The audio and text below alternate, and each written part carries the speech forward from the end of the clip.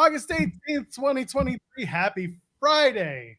It's time to get in the weeds. I'm at Joel Pearl. As always, my I'm not reading that out loud because we got a 5-minute warning here. Jeremy Lambert's with me, and What? What'd I do? I can't say the last word yet. We gotta wait until we're at least 5 or 6 minutes into the video. Why can't you say it? Because we're trying to be good with the Al Gore rhythm here on YouTube. Oh, that's unfortunate. Oh, I'm sorry that we're celebrating 25 years of Edge, who is a little B in Apartment 23. Great show, by the way. It is. Great Honestly show. Is. Not the first time we've referenced it in our years together. No, we're probably the only wrestling show that's going to have multiple references to the B and Apartment 23. You can't trust her. I told you. I see Andrew Zarian's in the chat. I like seeing that. I hope you're doing well. I know your show's later. People can watch the replay. Okay, y'all are here right now, joining us for In the Weeds. Okay, are you ready? We got plenty to talk about. Is Andrew Zarian going to hack this show? I'm glad Andrew Zarian is doing better. I don't know. I don't think he has like a circle, but his message. I'm glad everything is good with him and the family. I miss Andrew Zarian's beautiful face on this show. This is a beautiful face. I got another beautiful face joining us at 11 a.m. How about Price City OG himself, Alec Price, the IWTV World Champion, Independent Wrestling World Champion. He's going to join us at 11 a.m. Eastern. How's that sound, Jeremy Lambert? I'm good because I booked it. Oh, good point. All right. Looking forward to that chat. So many questions for that man. Do you ever think he had that match at Fenway against Ishiban? We can ask. He's been going to. I mean, he won the IWTV Independent Wrestling World title at Beyond American Rana this past weekend, and now he's getting called out by a bunch of people. So Alec Price, he knows John Alba, which is unfortunate. That's unfortunate. Yeah. But Alec Price is great. He's been on Spotlight before, and he's fantastic. So I look forward to catching up with him coming off his big victory and everybody being mad at him for some reason. Why would anyone be mad at him? What did he do? Come on. He won a title. People get mad when you win stuff, Joel. It's very strange. If you either win things or you sell a lot of tickets to an event, people get weirdly angry about it. I don't know what it is. 166 tickets left until they break the record, Jeremy. At least that was hours ago. I don't believe it. All right, fine. Zarian says he'll call in next week. Fine, Andrew Zarian. We'll love to see you next week. What record? Who's breaking what record with 166 tickets? The All In Wembley record or not the record. All In has the potential to surpass the WrestleMania 32 number, the actual number, the factual number. They're all fake. They are all fake. Wrestling in its totality is not real. I hope Tony announces 150,000. I want him to announce 93,174 just to get the right people upset. And that's the way to do it. 150,000, because then I don't know how anybody's topping that. I don't think there's a stadium big enough, but you got to count all the workers, all the wrestlers, all the backstage staff, all the production people, count the buses, pretend there's invisible people. We don't know. Invisible Man, Invisible Stan could be there as well. We need to count all of these people. He is a friend of the referees in WWE, in AEW, I should say. That's right. Bryce Rensburg knows him well. Yeah. So there's no reason why Invisible Stan wouldn't be there. And the Invisible Man. I would do that if I ran a wrestling show. One of my favorite lines that always sticks with me. It's from a New Jack shoot. I don't know if it's a shoot interview or if just a random. Every New Jack interview is a shoot interview, right? He's just watching one of his matches, and it's taking place in front of nobody. And there's just all these empty chairs. And he's like, a lot of people dress as chairs for this event. One of my favorite lines just always sticks with me. So anytime I see just empty chairs at a wrestling event, I'm like, a lot of people dress as chairs for this event. That's a New Jack reference. Anytime you hear me potentially mention that. I love that. I barely remember that line till you just told me. It's so good. Reminded New me. Jack shoot interviews. Yeah, just New Jack's life was a shoot. Facts. New He Jack. does. I mean, he had his issues, but as a wrestling personality who did not have to get it was in any type of personal dealings with him, New Jack rules. Hey, as a personality myself, I'll take it every day. We have plenty to talk about, including you leaving a thumbs up on this video and, of course, subscribing to us here at Fightful Overbooked because we are here for you. At least we are. Like Jeremy and I, every Monday, Wednesday, Friday at 10 a.m. we're here, and like there's a ton of other content. We'll talk about it later. But either way, we're going to talk about Dynamite, a lot about Dynamite, a lot about the Texas Jeff match, and we're going to talk about Edge because everyone wants to talk about Edge. I know Jeremy has his feelings, but we'll talk about that a little later. Everyone wants to talk about Edge. Am I not everyone? Am I not included? I don't care about Edge. Listen, if there's one thing I've learned over the last 25 years, just hide your wives. I don't. Yeah, I actually watched that Paul Heyman promo the other day. I don't know why came up in like my recommended things. You know what it was actually? I was searching for a thumbnail because WWE filed a bunch of ECW trademarks, and so I was searching for a thumbnail, and it came up in my search, that promo. So I was like, I'm gonna watch this. So yes, I watched it. Yes, 2 words: Matt freaking Hardy for everybody. I like this comment. So someone posted on Twitter about this, that WrestleMania 32 did 101,000. I want you to go find that tweet. I think WrestleOps posted it, or it was Wrestling World CC, one of those engagement whatevers. Go find that tweet and then go look at the article that's in the community notes under it. It may look like a familiar platform for you to find out that the actual paid amount was about 80,000. So go check that out. I saw that that we got community notes reference there. I guess that's a good thing. I don't know. Can I use? We're reputable, Jeremy. It means we're reputable. Can I use community notes now that I'm a verified tweeter? Oh, did you get the thing? I had to use TweetDeck. But you can hide the thing. I mean, I don't really care if I have. I don't even know if like I don't know if it shows up on my profile yet. I don't care if it does, whenever it does, like whatever. But I had to use TweetDeck. I can't function work-wise without TweetDeck. The new TweetDeck sucks though. Awful. Absolutely awful. Kyler and I were trying to like figure out how I could get added back to the Fightful account to use that, and we finally figured it out. But then like they just changed, the search doesn't work. Like you click on the little magnifying glass to search on X Pro, I guess it's called now, and like nothing happens. So it's broken. The layout's awful, and you can't really, the functionality is a downgrade. Other than the play this weekend, though, Miss Lincoln is functioning fine. The X Pro is a motorcycle. What are we talking about? Is it a motorcycle? It is a motorcycle. No, okay, sure. There's also the Huawei MateBook X Pro. Okay, I'll take your word for all of this. Kia Telluride X Pro. I will take your word of this. I do not know. X Pro Markets. They invest in various currencies. The only X, Ryan's got it right. The only X I recognize is DMX. That's true. It's going to be that is the answer. That is the answer. Anyway, not the answer was a lot of stuff that happened on Dynamite. And I don't know where I want to start with you, but I guess we'll start with the Texas Jeff match. Why? Because sometimes you just got to start with the main event and work your way backwards. Okay. What the hell was that?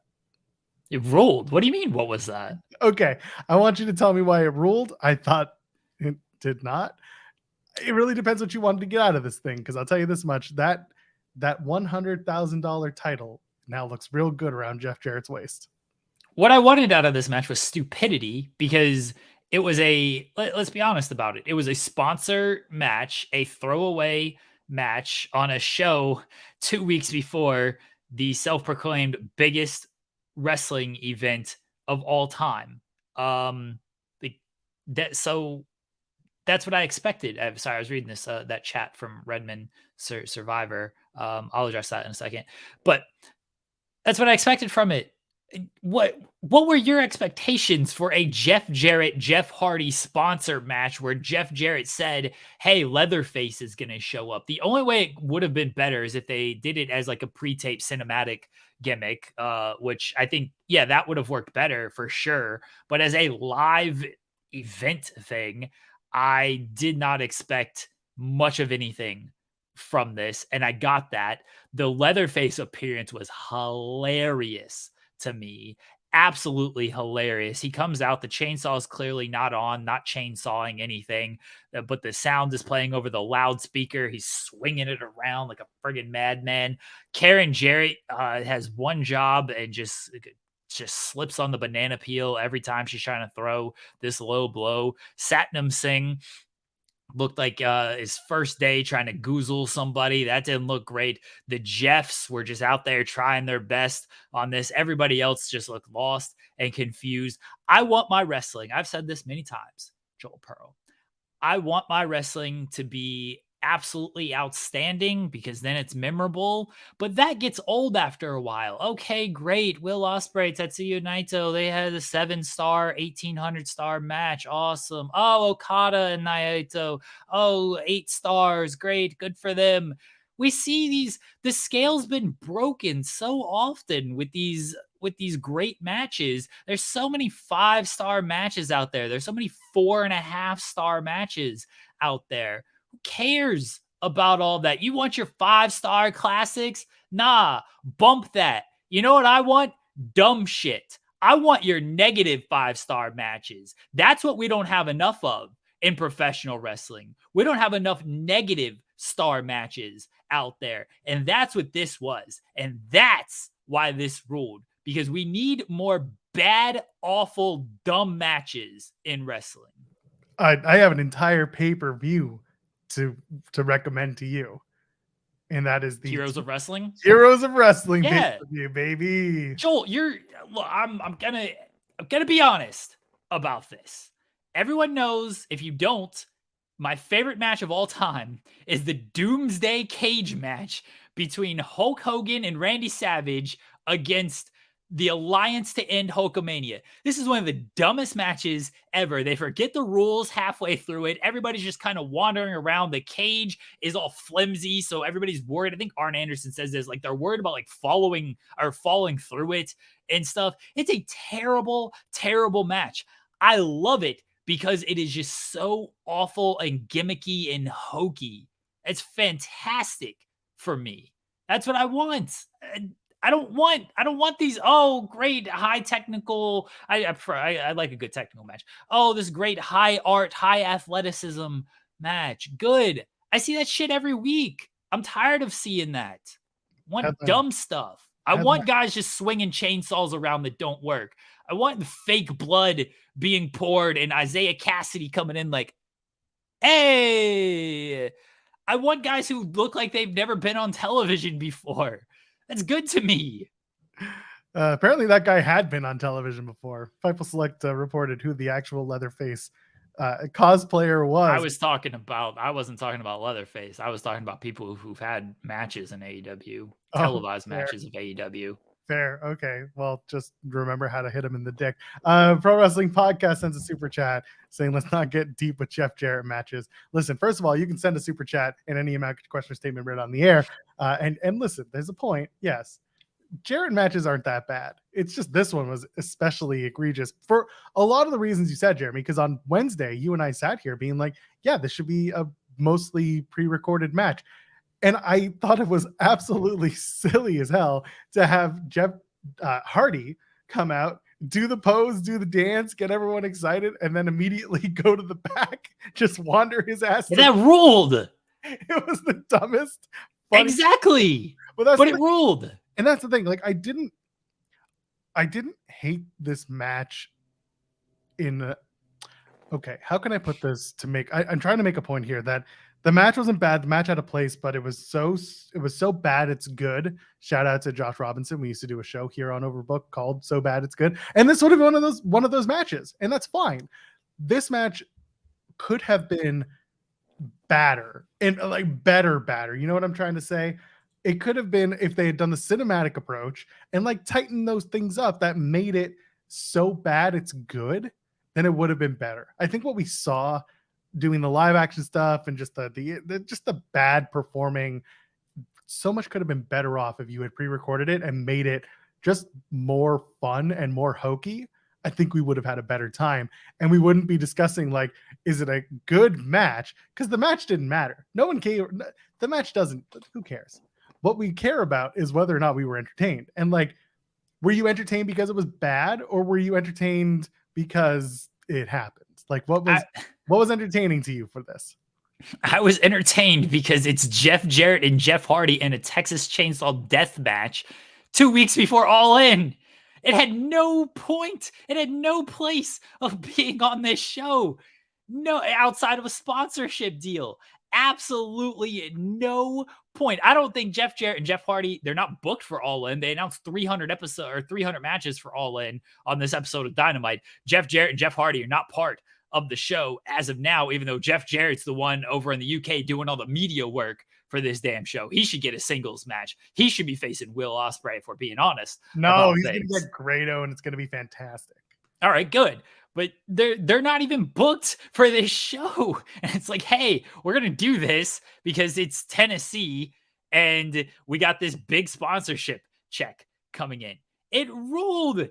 I loved it because it was nonsensical. I love the nonsensical stuff. Louis, not a super chat, but a comment. I'm going to address it because he says, my all-time favorite matches are RLC and the Jackass match. I said it last year. Johnny Knoxville, Sami Zayn was the match of the year for me. It's one of my favorite matches of all time as well. That gives you an idea of the kind of nonsense I like in wrestling. That was a little bit tighter and fun than this. This was just like not good. Like it was just sloppy. It was bad sloppy entertainment. And I'm fine with entertaining matches like the ones we just talked about, like the ones that Louis talked about. Those ones are great, and we go back to those and laugh about it all the time. This one just wasn't done right at all. Yeah, but good. Honestly, good when they take place on a show like AEW, or even if this took place on a WWE show, because what do I always say about WWE and AEW shows? And I'm sure we'll talk about this when it comes to All In, of like, everybody is so good nowadays.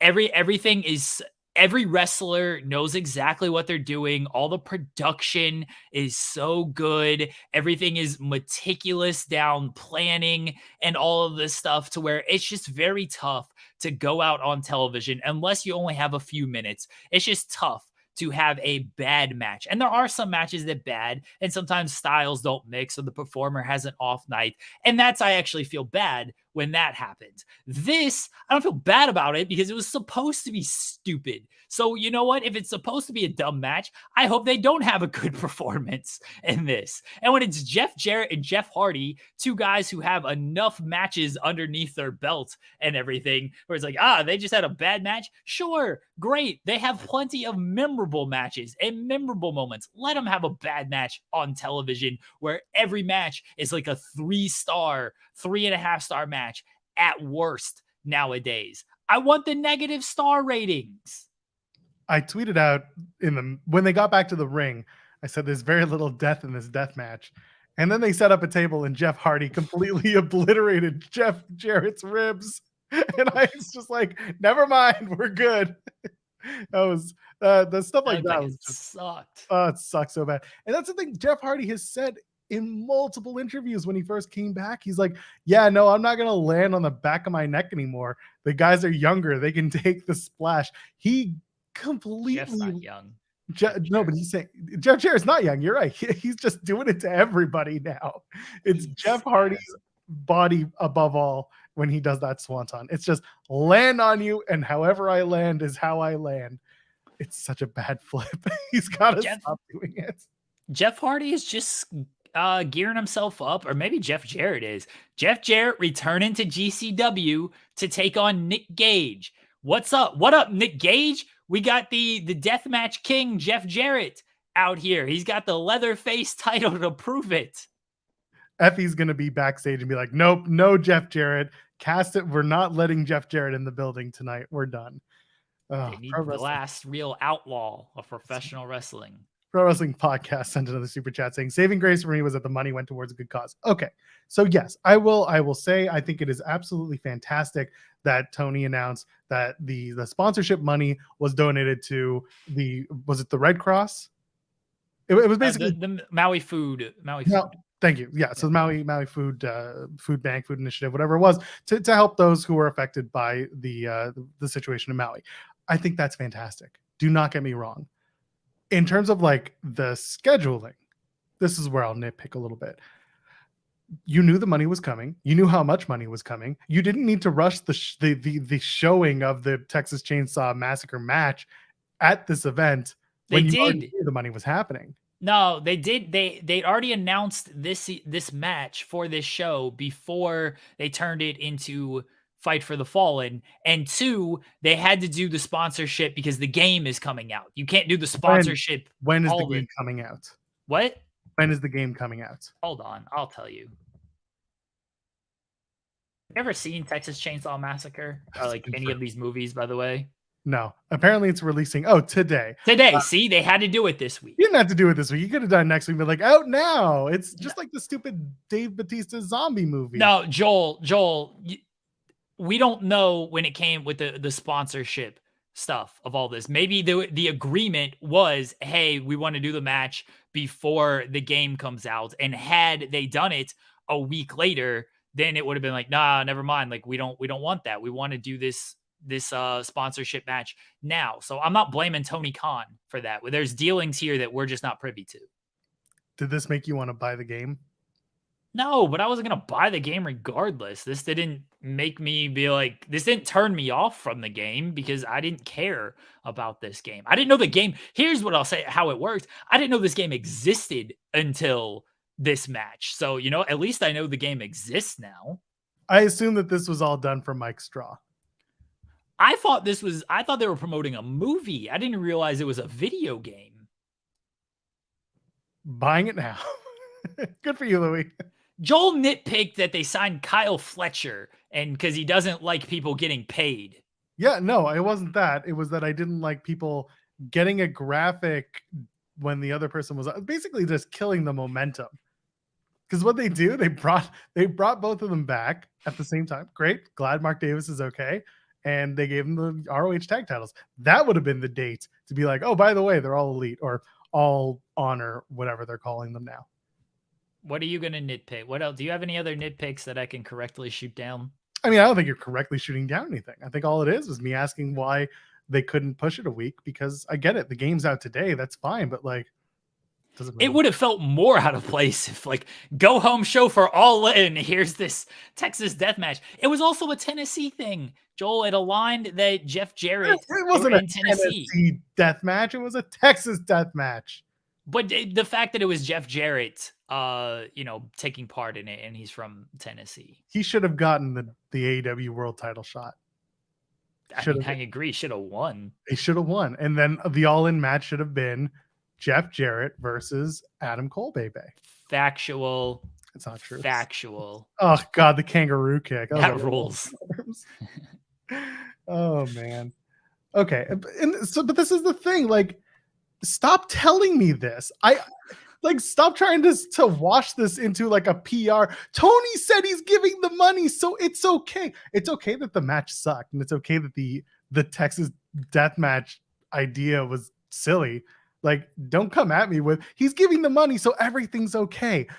It's not the point. That's not the point. Yeah, that's completely just. What's the point? What point are you trying to make? The point that I was trying to make was that it was very, very silly to have that match, period.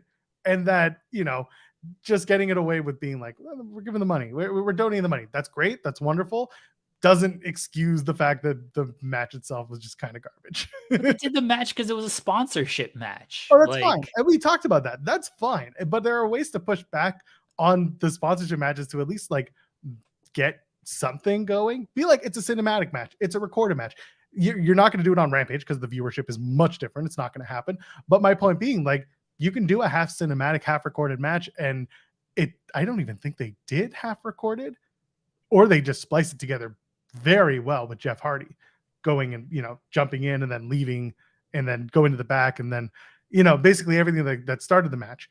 We talked about it being halfway in, halfway out in terms of cinematic or recorded. So at least they did that. But I mean, what was in the back was just not good at all. Yeah, they did the commercial the entire time. I was mad. Like, they opened the doors and it was Sanjay and Jay Lethal are standing there in their cowboy outfits. This is during the commercial break. It's like, what are we doing? We need the big dramatic entrance during the match. I ask again, why wasn't Leatherface portrayed by Sanjay Dutt? Why didn't Leatherface chop someone? He should have chainsawed someone's arm off. That's what should have happened. I don't know how you do that. They could have figured it out, though. They, fake arm, had the long shirt, fake arm dangling, just chop it off, and then it's gone.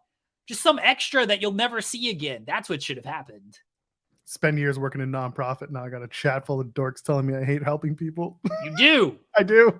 You do. It's clearly. Jeff says, why are you spending so much time on a match? I loved it. I love this match. I didn't even realize Joel was going to talk about it until it was in the thumbnail. I was like, I didn't know. I didn't understand. I honestly didn't know why we were going to talk about it. Because I don't want to sit here and be like, so the all-in build like everyone else. Like, okay, the all-in build is exactly what Jeremy and I talked about it being. It's going to be a bunch of like specialty matches to build to the all-out card next week. Like, nothing, for us, this is not really a talking point. This was just like Jeff on Jeff action happened, and it was probably one of the most like hilarious talking points from Dynamite in a show that, well, was otherwise rushed, but also felt very Tony Khan building to a pay-per-view, like, where just like a Forbidden Door, where there was a Dynamite where he announced 4 matches in one night, we did the same thing on Wednesday with 3 matches announced at the same time. Maybe there was 4. So that's really why. Who's your favorite Jeff in history, Joel? Oh, that's a good question. I was gonna jokingly say Dahmer, but I don't really believe that at all. That's not a good answer. Well, it's just because he had the Netflix documentary recently, and that's why I'm thinking about it. Recently, I feel like that was at least a year ago. Was it a year? I don't know. Time is a flat circle, Jeremy. We've been through this 100 times. I never watched it. Jeff Hawkins is my favorite. I was waiting for you to say Jeff Hawkins. That's a cowardly pick. Pick a real answer. He owes me money now, so clearly that's my favorite. That's a cowardly pick. Pick say a different Jeff answer. Bridges, Jeff Probst, Jeff Goldblum. That's a good one. I don't know. My brain is feeble and weak. I have nothing. Mine is Jeff Gordon in the Black SS with the navigation. But it's never Mark Martin in the number 6 Valvoline car. Mark Martin kind of ruled though. Like I did like him as a race car driver. Jeff Gordon was always my favorite driver though. The extent of my stock car NASCAR racing was Mark Martin in the number 6 Valvoline car. Thank you, WCW. The Rainbow Warrior, Jeff Gordon, baby. See, Pro Wrestling Podcast knows what the deal is. I was also quoting Nelly. What's your favorite Nelly song, Joel? The one he was popular for. That's a lot of them. That's the problem. Somebody pick one, because it ain't me. Come on, Joel. I know you listen to Nelly. You're a Saint Lunatic. I can feel it. Haven't been to St. Louis since I was 2010. Come on, name a favorite Nelly song. Oh, Jazzy Jeff's a good one. DJ Jazzy Jeff, that's the guy right there. Yeah, I got nothing. I don't listen to Nelly. It's not my thing. It's not my Country jam. Grammar, yeah, classic. Sure, everyone goes for Country Grammar, sure. Can't go wrong with Great. My eighth grade dance parties were just that. Anyway, what else happened on Dynamite that's worth talking about? No, I'd rather talk about good Nelly songs, but you don't know anything about Nelly. Yeah. Hey, what's your favorite Misfits song? Who's a misfit? Yeah, there it is. The Miz. Loved him. Loved the Miz and the Misfits. That's a Sunday Kate and I conversation with the Miz. We don't do that here. You're the one who brought him up with Misfits. That was you. You turned it into that. There you go. Here's your favorite Misfit, Jerry Only. I assume if the wife is watching, she'll friggin' message me a Misfit song, but I don't know. Positively, yes. That's kind of what I'm getting at. We should basically, if we ever had your wife on the show, which is not going to happen, let's face it, because we're smart here, her and I would have long conversations about the music. It'd be awful. Awfully great. Be awful. Fightful. Joel is grumpy Jeff. That's my favorite. Jeff Valley Driver is my favorite Jeff because he's calling you grumpy. Now you're pandering. How dare you pander? At least if he's going to do it, at least send a super chat and get, support us, support my supposed grumpiness. I'm actually in a good mood. It's Friday. SmackDown tonight's in Toronto. I will be there. Got my tickets ready. So if you're there, I'll see you there. Tim's going to be there if you want names from the past. Tim and I are going, so that's going to be fun. But that's the plan. Who's your favorite Tim? The one that I do the stuff with. The one who created the intro for this particular show. That's another cowardly pick. You're just picking friends. Is there anything wrong with that? Yeah. Well, sure as shit ain't Tim Allen, tell you that much. I mean, fair. I did like Home Improvement as a kid, but yeah, he unfortunately ruined a lot of the childhood memories with his recent statements and actions. Yep. Very sad. Tim Horton, obviously, because I'm a Canadian, I have to say it. Wow. Tim Burton. It's not bad. Good. Yeah. Tim Curry. You want to talk about filmmakers? I was a fan of Tim Hardaway. His son's okay. Yep. Do you know who that is? Nope. Oh my gosh. Is that any relation to Penny Hardaway? No, I don't believe they are related. Someone saying Tim Tebow. That seems bad. What's wrong with Tim Tebow? What do you have against him? Anyway, we got some bits from Cyclops Better Than Logan over on twitch.tv/Fightful Gaming. Misfits have never played in my hood, West Baltimore, like ever. LOL. That's the thing. I also have not played in your hood. So there you go. Tim Tebow. Stop it. The wife wants to run in here and play some Misfits. We're going to get demonetized. We will. Let's not do that. I mean, listen, we can play some Misfits later. We'll post it on the on the internet. Anyway. I don't want to listen to this Misfit. She says I've heard them. Tim Duncan. I want better than Kobe. Tim Duncan. There it is. That's the answer. The only answer that matters. It's a good answer. Yeah. Okay. Tim Duncan's better than Kobe. Take that, SP3. Well, okay, fine. Take that, SP3. I am a hockey fan. Like for 2 days of the year. Favorite Tim hockey player? Horton. We just went through this. Was he an actual hockey player? Yeah, he played for the Leafs. I wasn't a Leafs fan. I'm still not a Leafs fan because I didn't grow up here in Toronto. But he was a cowardly pick. Who are you going with? Tim who's the stupid right-wing goaltender for the Bruins? Tim Thomas? Thomas. No, I wasn't thinking him, actually. Probably for the best. Tim Taylor, baby.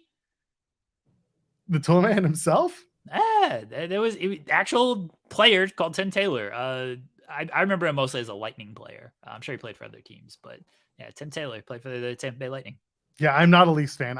People who watch the show religiously know that I'm a Ducks fan and I'm a Sens fan because I grew up in Ottawa. So basically, I've only known happiness once, and it was immediately taken away from me because the team that won was not my hometown team, and that's where I was located at the time. Let's go Ducks. Why? No, absolutely not. No. Yeah, a Sens fan's not much better than being a Leafs fan, honestly. I mean, yeah, fair. At least our new ownership is going to do stuff. Well, how are you gonna you named you're a Sens fan and you didn't even name a Tim Stutzley? Yeah. He's fine. Wow, went Tim Horton. Went Tim Horton. Timu is not a Tim. No, Tamu's not a Tim. That's Tamu, not Timu. Timu. Avs legend Teemu Selanne. I always use his ketchup bottle reference. When he was goalless and on a goalless streak, he said, when I get that first goal, it's like a ketchup bottle. It comes out, considerably more. My output increases.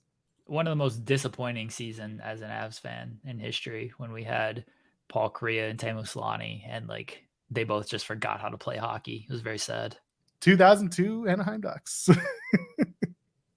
Very sad. Yeah, it was. Anyway, do you want to talk about Jim Ross? That ruled. That was hilarious. They just cut to him for no reason. That was fantastic. Did they know that they were going to get a meme out of this, or was just like someone said, "No, that's the cut. That's perfect." If I find out that RJ City was behind some of the the cuts and decisions for this, then I know it was planned. But my God, hilarious stuff. Jim Ross, the sit down interviews are always fun because they were good like 2 decades ago. And so it's like, oh yeah, we can use JR for this. Everyone has the nostalgia memory of JR for this. When really Renee is just better at this point at doing these kind of things. It should probably be in that spot, but they gotta do something with Jim. So they do this sit down interview, and yeah, he gets jumped. Kenny Omega does, but the cuts to JR just they were so unnecessary. But I'm so glad they left them in, though. I'm so happy they left them in because I don't. Maybe people are mad that it overshadowed the actual point of this segment and just became the JR meme segment, and maybe that's not great. But you know, look, the Kenny Omega is saying Don Callis was basically giving him steroids as a kid, giving him some pills and stuff as a kid. You got Hangman in a friggin' ambulance with friggin' oh, so did Cash Wheeler actually get arrested on The assault charge? Orlando Sentinel just posted this. I'm reading it right now. Oh, it just got posted in our chat. I saw Redmond mention it, and I was just like, I'm not going to acknowledge that until I actually see it. But oh boy, I will read the article from Orlando if you want. okay, To get yeah, people up to it. Yeah, Daniel Wheeler, a tag team champion in All Elite Wrestling, was arrested Friday morning by the Orlando Police Department in charge with 1 count of aggravated assault with a firearm. He was booked in circuit court according to county records. Wheeler's 36, better known in wrestling circles as Cash Wheeler, is a member of Tag Team FTR with Dax Harwood. They hold the promotion's tag titles. AEW's general considered yada yada yada. Just talk about All In. 80,000 fans expected. Wheeler's an 18-year veteran, spent years in WWE, and joined AEW in 2020. So, yeah, that is what's happening. Don't know what this means. Nobody knows what this means. Moving into All Out or All In. Yeah, but this is in Florida, right? Orlando. I would. So that's the only Orlando I know is Florida. Yeah, no, I'm looking back. Are they in open carry state, Florida yet? This ain't was in Florida. I know great. This ain't great. I have questions. I'm sure a lot of people do. Yeah, very strange. Yeah, this ain't good. I guess we'll have to wait and see. But I don't know if this affects traveling for him.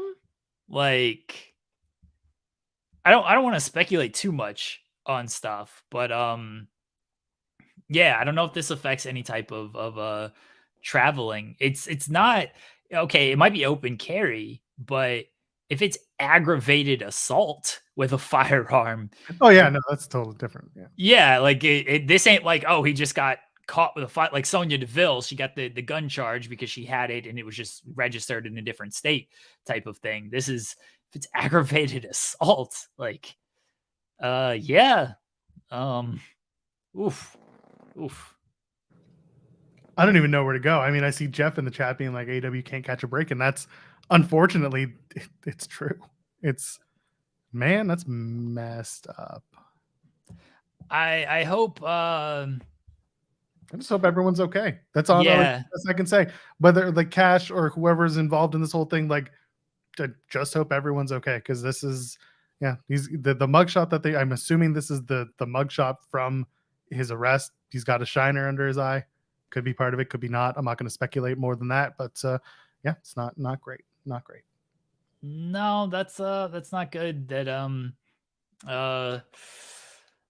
that this is happening, and whatever happens coming out of this, actions probably got to be taken, because let's again not even to comment on like actions that AEW could or could not take, like just like I mentioned, I feel like this might just affect his travel if this is like a pending thing. Like, I don't know if he's going to be able to leave the country if this is a pending thing.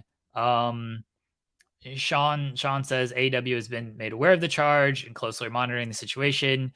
He's fully cooperating with the local authorities. So again, we'll see what comes out of this. My not AEW taking actions. AEW's got to do this. AEW, Tony Khan's got to do that. Other thing, I just wonder again if this affects his travel. Like if he can't leave the country, he ain't going to All In, and that's going to affect things, regardless of whatever actions AEW may or may not take. So, oof. Bond amount is for $2,500. So there you go. Who knows? We're going to get a lot of info, I'm sure, in the next little bit. And yeah, this is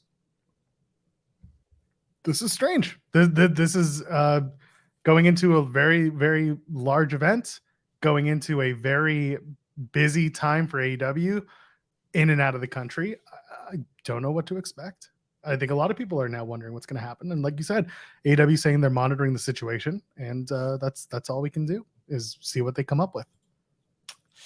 Yeah, I'm sure this will be a story throughout the day, and we'll see how things are handled with this. We will see how things are handled, because not a good situation here, and we don't know the full circumstances. I'm not trying to defend Cash in any way, but we don't know if it was some self-defense kind of act, and in the self-defense he decided to use a gun and not his fist.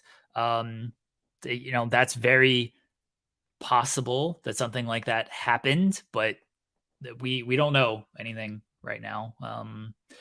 Yeah, I feel like that's what it means, Ryan, is he basically just gun butted him with it. That's how I would take that. Yeah, I have no idea what's going to come from this. That's all I can think about. It's a very strange situation, and apparently, as Sean said in the AEW announcement or AEW statement, they are fully cooperating. Presumably, Wheeler is fully cooperating as well. So, yeah, it's you're getting close to All In, and you just got to hope that on the wrestling side of things, because that's what we talk about here. You got to hope that he can still make the town. But yeah, at that point, because again, we're a wrestling show. Let's just, I know that what's going on right now supersedes the booking, but I do want to just ask, like, you have to change tag titles, aren't you?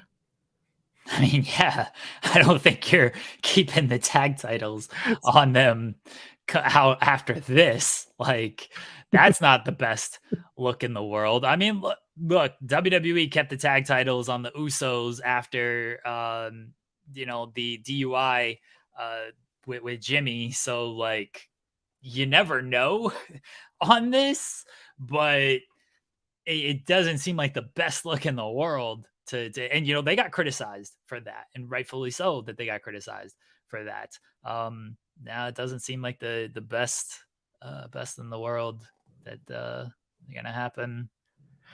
Very, very, very strange situation. I'm sure a lot of people are going to be talking about it. A lot of people are going to be speculating on it. We are not going to go too far because, again, this is fresh as fresh can be. So, again, we just hope everyone's okay. We hope that everyone is safe and everyone is getting whatever help or assistance they need coming out of this Cash Wheeler arrest. This is very strange news.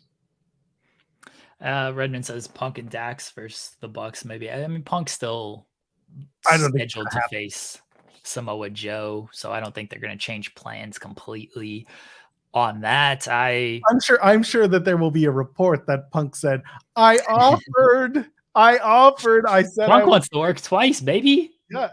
Hey, he's like MJF and Adam Cole are working twice. Yeah. Why can't I? As the face and the body of Collision, why can't I do it twice? And the Bucks are just like, oh my God, I'm going to punch you in the face.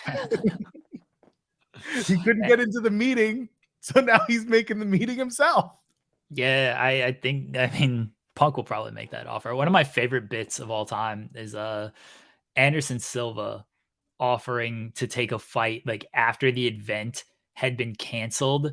Like they canceled this full event, and Anderson Silva was like, "Oh no, I'll take this fight," and like it had already been canceled. And then they like did another fight like a week later, and they booked Anderson for that because like, "Oh, Anderson, you're ready to fight?" Like, okay.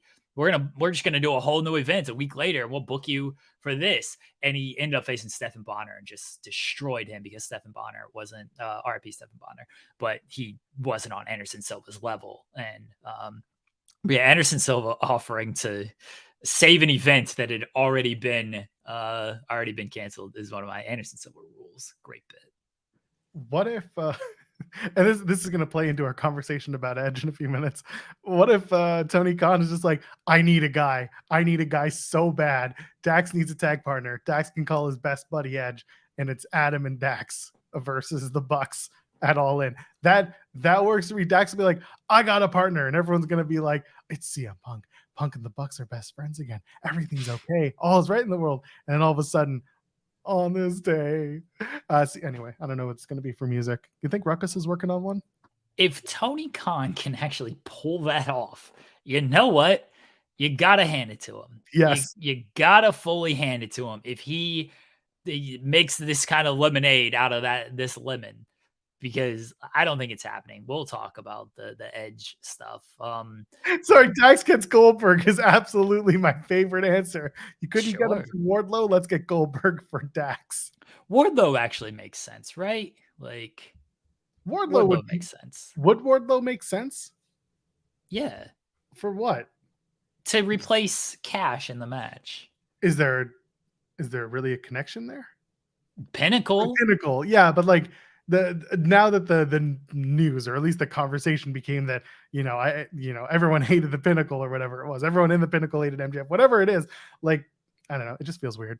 Yeah, they didn't like MJF, but like Wardlow and Dax are legit friends. Sean Spears is another one that would make some sense. I think Wardlow, AEW, they just aligned CM Punk and FTR, even though like the last time we saw them, they were against each other. They're like, oh, hey, they're real life friends. Let's just put them on television as friends. So Wardlow, they've teamed with Wardlow recently, like at least at the end of last year. Just get Goldberg and pair him with Dax and call them the Baldies. No, that's already a team name, Joel. No, that's Da Baldies. That's different. Oh, okay. This time we're just going with because they're going to be proper English gentlemen. I mean, Goldberg ain't doing that flips shit, so yeah. He's just gonna fist you until you bleed, or he bleeds in his case. He's gonna throw one punch and just why am I bleeding? Stadium Stampede is also on the card. Who are going to be the 3 mystery men for Blackpool Combat Club joining them? I hope one is Zack Sabre Jr. Thank you. I would like to see him on this show. I think storytelling purposes, Shota makes a lot of sense because he's obviously aligned with Moxley, and then Santana and Ortiz make a lot of sense because there's all the history with both teams. Really, I mean, Santana's been out since Blood and Guts, but he was on the winning team with Moxley and Eddie in that Blood and Guts match, and then Ortiz had the whole issue with Eddie, kind of coming out of that. So I hope it's Santana and Ortiz and Shota. That's the best for storytelling purposes. So I'm with you on Zack Sabre Jr. He's also working Copper Box the night before, so that's an easy one. Proud and Powerful would just be great just to see them back and together, and to know that whatever issues they may have had is done, and then the Eddie Kingston conundrum continues. They could be like, we tossed a lot of money at them and they said they'd join us, Eddie, you don't matter, and something like that. Eddie's got to fight for his friends again. God, I miss LAX and Impact Wrestling so much. And yeah, I don't know who else. That's the 3. Those are the 3 I want. I know you mentioned Homicide at one point. I know you really want Homicide. I don't think it's Homicide. I liked Homicide for Blood and Guts for storytelling, and I'm always gonna kind of ride with Homicide for any of this. But I don't think it's very unlikely to be him. But again, for storytelling purposes, he makes sense in this spot. Yeah, he does. And I get it. I just don't think he's the guy. I don't know who else would fit. I know some people would toss out Chris Hero. That was a good idea. I don't think it's going to be the guy, but yeah, the Zack Sabre Jr. is just the one that I'm like, yeah, it should be him. I don't think it's Shota. I think it's just too obvious. I would rather well, someone mentioning Nigel McGuinness, I feel like it's not big enough. Not that Nigel is like, we're going to then push him to the AEW world title, but like Nigel had said so many times that he wanted Bryan. Unless Bryan comes out on Dynamite and is just like, I got the guy that, you know, that I hate, but I respect, and he's a good fighter. It's Nigel McGuinness. Nothing has really done it for Nigel to come back other than him saying nice words about BCC. I just more needs to be there for me, at least, to be bought into the idea that Nigel McGuinness comes out of retirement, fights with these guys. You can say all the Ring of Honor history platitudes and all that, but it just to me isn't enough. So that's why Nigel's kind of not there. How does Zack Sabre Jr. work from a story perspective? He's just a dick, and so kind of, yeah, it's the same reason like, Pac was supposed to work. And they're just going to be like, well, we tried with Pac, so here's a better Englishman. It's Zack Sabre Jr. And then Pac's just sitting at home being like, what did I do? or looking at it and puts his eye patch on and says, oh, I'll show them. That's really it. Honestly, it's just Blackpool Combat Club going back to the European well of dickheads and finding another one.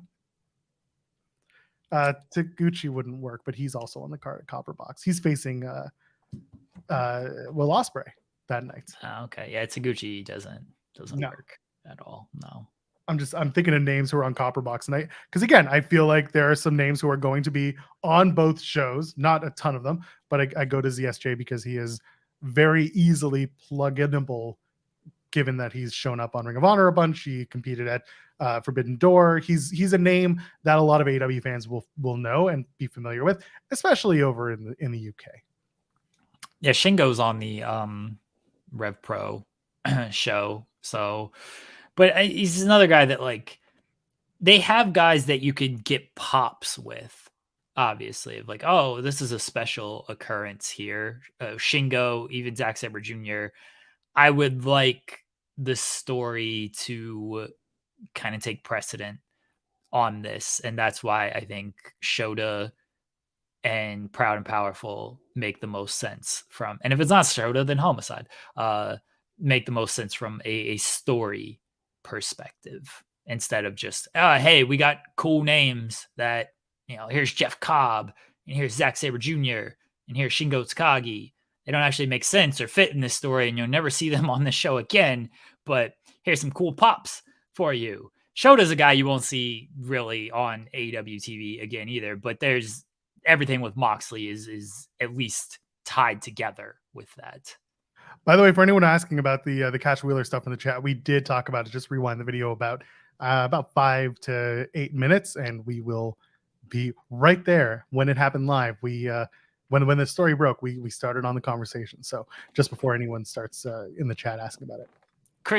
So Chris Hero, yes, does make sense from a story perspective, obviously being aligned with Claudio and the beef with Eddie. Homicide, and that's why I'm iffy on Homicide as much as I like him as part of this story, and he is part of the Moxley and Kingston story. Him going against Kingston does not make sense. I fully admit that. So you'd have to tell a thing of like, well, Homicide basically betrays Kingston, is kind of what you would have to do on that.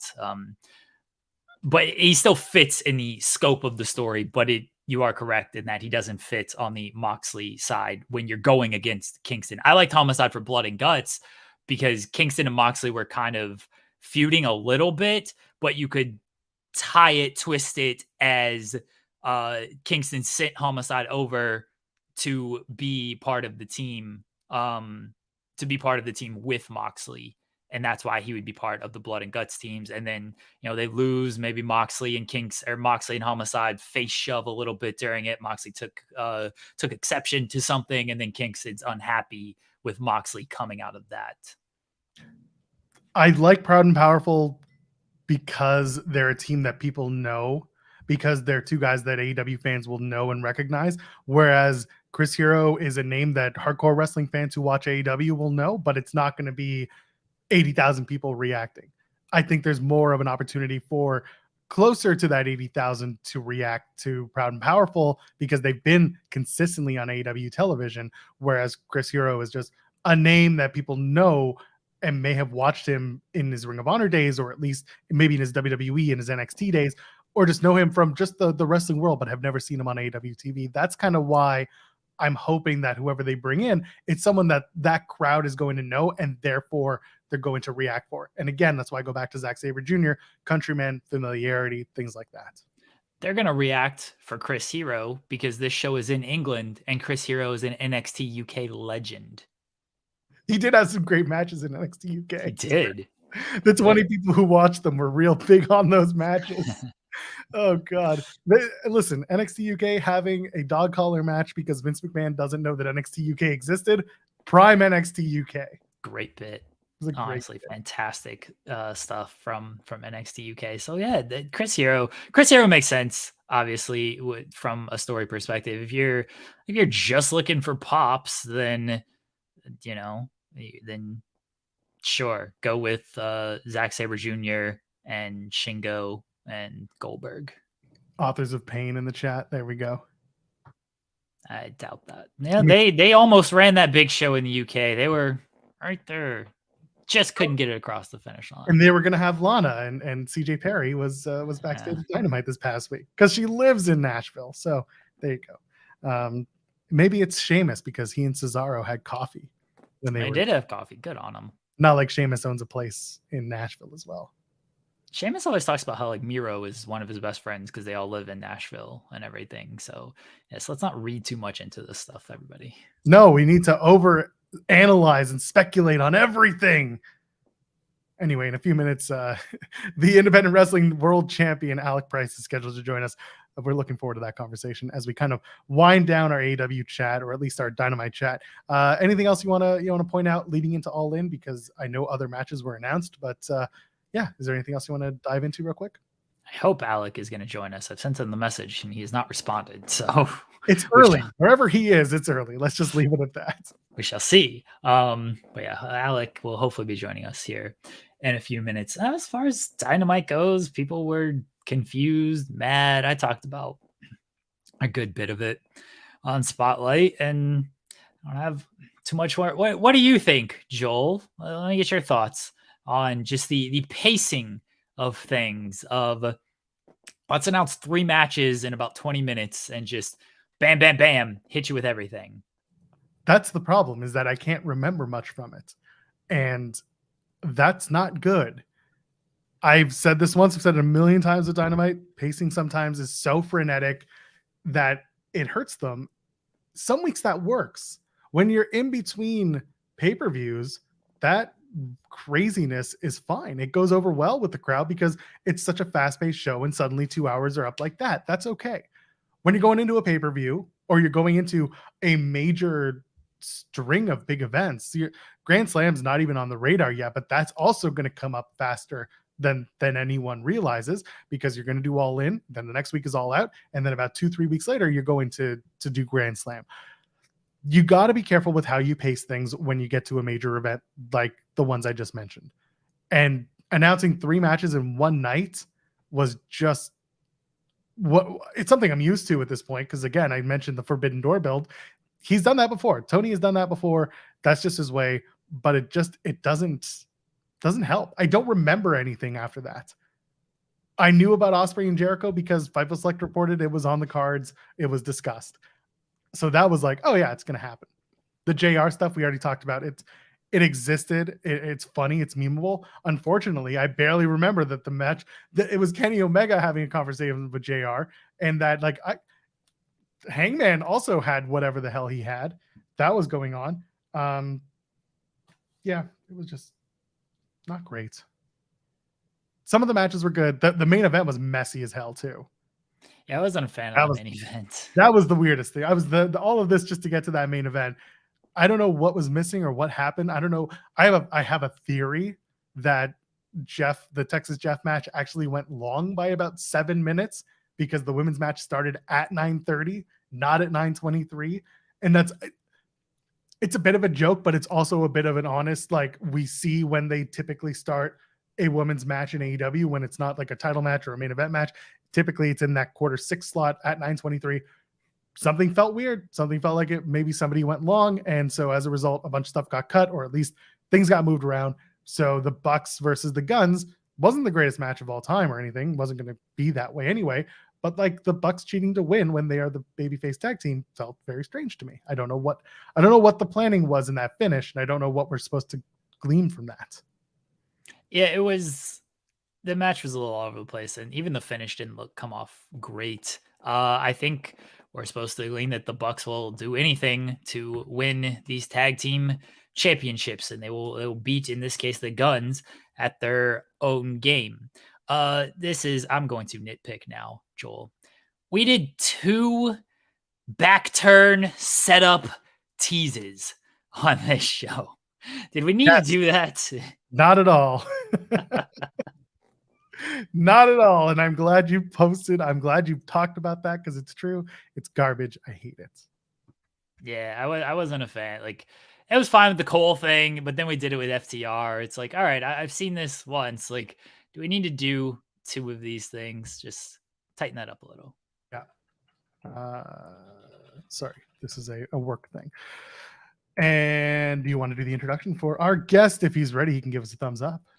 Joel, you're the professional here. Do the introduction. Okay, ladies and gentlemen, he is the brand spanking new independent wrestling world champion.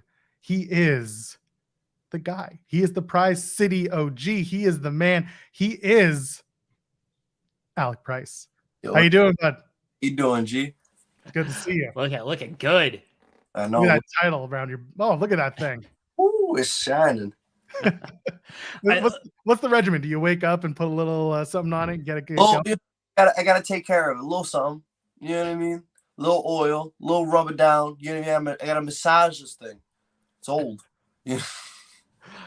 All right, let's jump into this, Alec, because you win the IWTV Independent Wrestling World Title at American Rana this past weekend. You beat Matt Tremont, and then immediately I don't think you're causing these issues, but your title victory has caused these issues online of, is Alec going to come to the West Coast and defend it? He's going to keep it. It's been largely, IWTV's largely a lot of like East Coast, kind of Northeast shows, a little bit of Southeast, but like you're everywhere. Yeah. And now everyone's like, where's Alec going to go to defend this? So clear all of this up for everyone. And the controversy of Alec's only going to defend it here. He's only going to defend it there.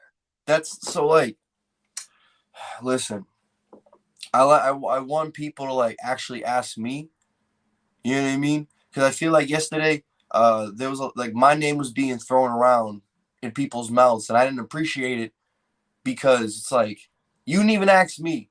Like, I've had the title for a couple days. I told everyone before I even got this strap that I wanted to make this the biggest and baddest title in the freaking business. The fact that I got to sit here and explain myself on social media is it's like, bro, I already told you guys, I'm going to make this title freaking go off. I'm going to have to. This title is going to have a name with me. This is going to be the biggest prize in indie wrestling. I'm going to take this all around the world. I don't care about what other people think. Tell the promotions on IWTV, if they want me, hit me up. I will fly to them right now. Stop talking. Let's do it.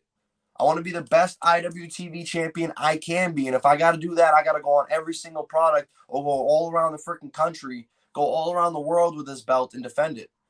So tell them to hit me up. I'm ready. I'm waiting. My DMs and my booking emails open. Like, go ahead. So I was gonna say, like, so the IWTV title for those that don't know, like the history of it, guys like Wheeler Yuta, Lee Moriarty, Orange Cassidy, Chris Statlander held it. AC Mack is one of my favorite more recent champions, but kind of after AC Mack, I don't want to say it fell off a little bit, but Cruel had it. He had an injury. It got vacated. Matt Tremont had it. And Matt Tremont is known very much for just like deathmatch stuff. You are a guy that is willing to go everywhere to defend it against everyone. And it sounds like you just want to fully reestablish this thing as I don't want to say that Matt Tremont devalued it or anything like that, but go ahead. I want to establish this as the biggest and baddest thing because like this title is supposed to be the biggest gold. The IWTV World Championship is supposed to have representation in every single part of this country and every single part of any other province or whatever it is in the, you know what I mean, in the whole world. I want to be like this. I don't think it got devalued, but I think the past 4 champions didn't do anything with it. And I feel like people have been dancing around the fact that when you have this belt, you are the top guy and you have a target around your back. For the past year and a half, 2 years, like I was putting on, I wrestled 157 matches last year. More than half on IWTV product. Every time that I've gotten an opportunity, almost had an opportunity, they pulled it from under me. You know what I mean? Like, bro, disrespect to all the past champions. If they want the smoke, let's go. Because they on my level. I don't care about Jonathan Gresham. I don't care about Willie Udo. I don't care about Orange Cassidy. I don't care about Chris. I don't care about any of these past I don't care about Tracy William, AC Mack, Cruel, or Tremont. I care about me and bringing this title up. It's not the title that makes the man. It's the man that makes the title. So I'm here to make sure that this goes up. You know what I mean? I mean, that's a belt that's really never left the East Coast or the Northeast area. That's not true at all. It's been defended. Not recently, though. Not recently. Yeah, every title defense has been like New Jersey, Illinois, like maybe a little Tennessee, but like it hasn't gone to the West Coast in a long time. Yeah, well, I'll change that. That's what I'm saying. Like, I can tell you want to change that. And I think that's what the title needs, because obviously there are other promotions that are not just New Jersey based on IWTV. It just needs to be everywhere. Like, this belt is just supposed to have representation. It's like the NWA belt back in the day. You know what I mean? When you are the champion, you are the champion. You should be going to every single promotion or territory that there is and defending the belt and putting it up against their best guys. I want to face what Titus Alexander is number 2. Bring him on. I faced him before. Yeah, he got us the first time. That ain't gonna happen today. You know what I mean? Cruel. I already told Cruel what's up. If Cruel wants me, Cruel can get me. But he's not focused on me. He wants me to come to him. Get out of my face. He's just afraid. I was gonna mention Cruel. He's carrying around what he's calling the true IWTV title because he never lost it. He had to vacate it due to reasons, injury, and potential other reasons. But so yeah, Cruel is carrying around this title, and you know, what are your thoughts on him acting like he is the true champion?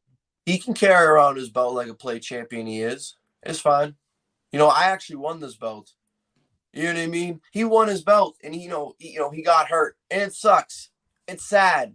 You know what I mean? But it's wrestling. It's life. You weren't there to defend the belt. Guess what? That means you vacate the title. It doesn't mean you're still the champion.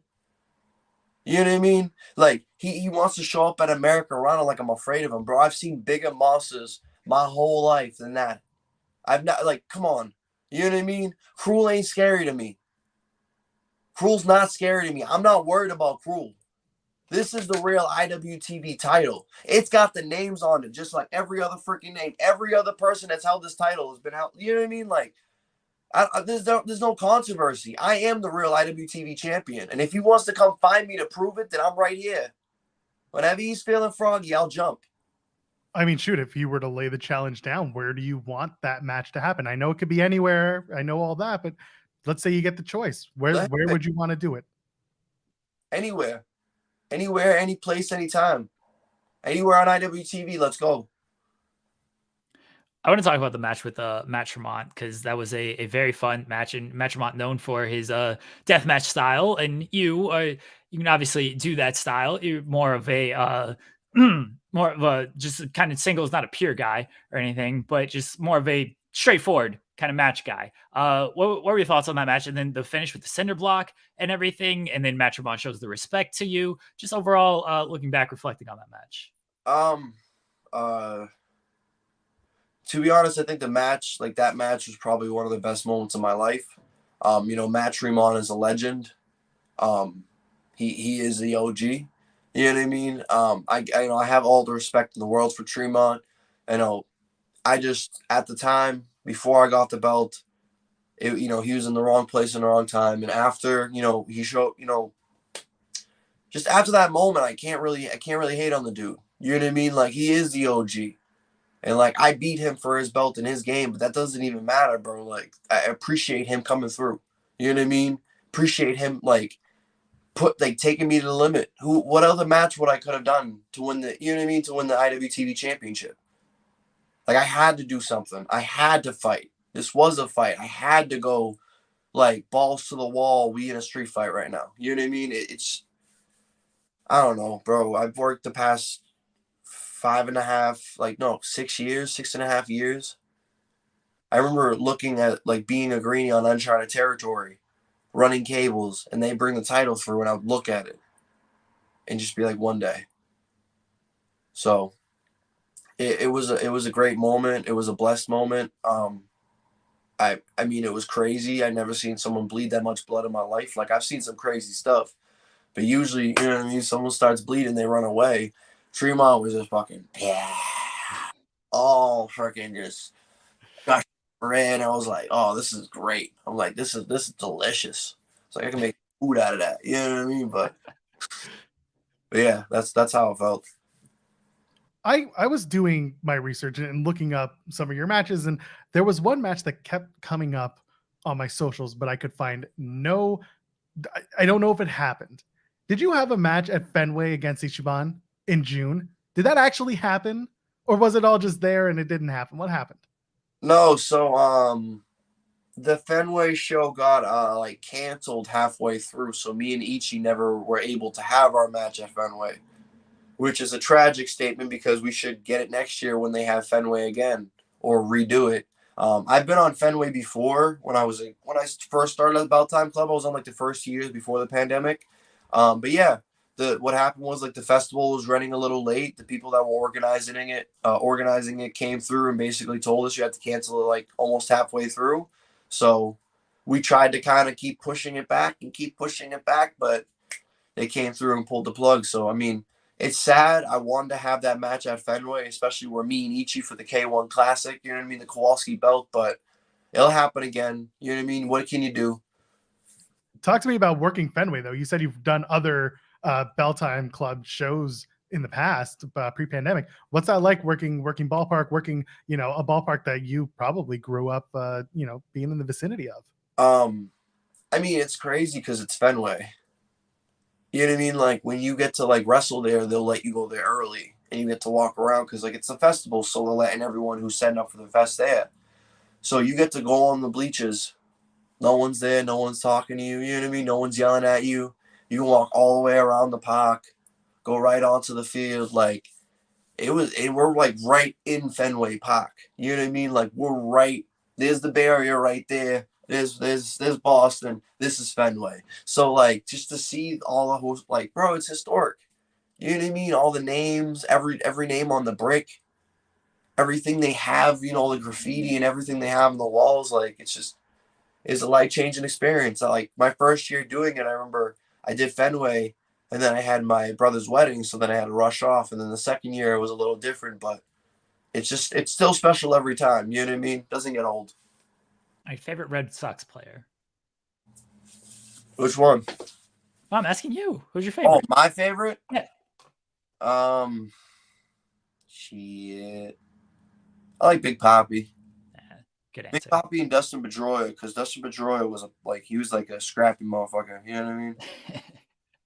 Good answer. Now Ichiban. So you didn't get to wrestle him at Fenway. He's the Wrestling Open champion now. Yeah. You're a staple of Wrestling Open. I feel like you've got like a lot of wins in a row at Wrestling Open. I never see you lose on Wrestling Open. Is that something that interests you? Maybe a title versus title bout here.